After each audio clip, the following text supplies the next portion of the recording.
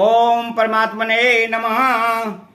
पूर्व श्लोक में भगवान ने अपने को परा और अपरा प्रकृति रूप संपूर्ण जगत का मूल कारण बताया। अब भगवान के सिवाय भी जगत का और कोई कारण होगा, इसका आगे के श्लोक में निषेध करते हैं। तो मंतः परतरम नान्यत् किंचिदस्ति धनंजय मयि सर्वमिदं प्रोतम सूत्रे मणिगणा एव। मंतः परतरम नान्यत किंचिदस्ति धनंजय। हे अर्जुन, मेरे सिवा दूसरा कोई कारण नहीं है, मैं ही सब संसार का महाकारण हूं। जैसे वायु आकाश से ही उत्पन्न होती है, आकाश में ही रहती है और आकाश में ही लीन होती है, अर्थात आकाश के सिवा वायु की कोई पृथक स्वतंत्र सत्ता नहीं है। ऐसे ही भगवान से संसार उत्पन्न होता है, भगवान में स्थित रहता है, भगवान में ही लीन हो जाता है, अर्थात भगवान के सिवाय संसार की कोई पृथक स्वतंत्र सत्ता नहीं है।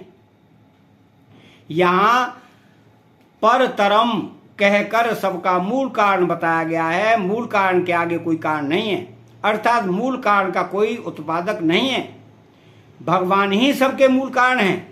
यह संसार अर्थात देश काल व्यक्ति वस्तु घटना परिस्थिति आदि सभी परिवर्तनशील हैं, परंतु जिसके होनेपन से इन सब का होनापन दिखता है, अर्थात जिसकी सत्ता से ये सभी हैं दिखते हैं, वह परमात्मा ही इन सब में परिपूर्ण है। भगवान ने इसी अध्याय के दूसरे श्लोक में कहा कि मैं विज्ञान सहित ज्ञान कहूंगा, जिसको जानने के बाद कुछ जानना बाकी नहीं रहेगा। यद ज्ञात्वा नेह भूयो अन्य जज्ञातव्य मविष्यते। और यहां कहते हैं कि मेरे सिवाय दूसरा कोई कारण नहीं है। मंतः परतरम नान्यत किंचिदस्ति, दोनों ही जगह न अन्यत कहने का तात्पर्य है कि जब मेरे सिवाय कुछ है ही नहीं, तो मेरे को जानने के बाद जानना कैसे बाकी रहेगा।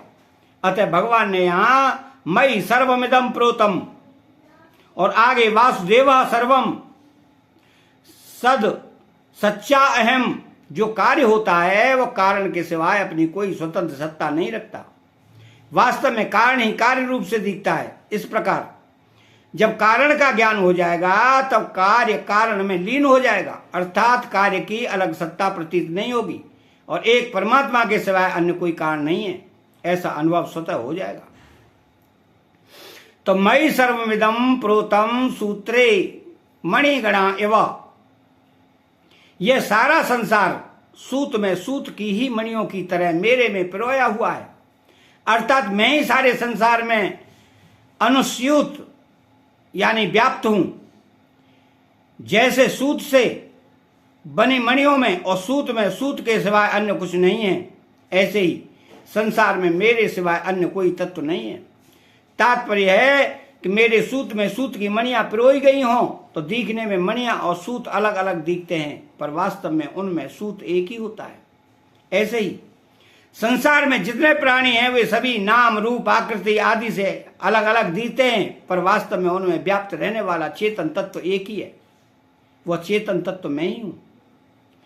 क्षेत्रज्ञम चापी माम विद्धि सर्व क्षेत्रेषु भारत, अर्थात मणि रूप अपरा प्रकृति भी मेरा स्वरूप है और धागा रूप परा प्रकृति भी मैं ही हूं। दोनों में मैं ही परिपूर्ण हूं, व्याप्त हूं। साधक जब संसार को संसार बुद्धि से देखता है तब उसको संसार में परिपूर्ण रूप से व्याप्त परमात्मा नहीं दिखते। जब उसको परमात्मा तत्व का वास्तविक बोध हो जाता है तब व्याप्य व्यापक भाव मिटकर एक परमात्मा तत्व ही दिखता है। इस तत्व को बताने के लिए ही भगवान ने यहाँ कारण रूप से अपनी व्यापकता का वर्णन किया है। अतः चैनल को सब्सक्राइब करें, बेल आइकन घंटी को दबाएं, कमेंट बॉक्स में जय सिया राम लिखें। बोले जय सिया राम।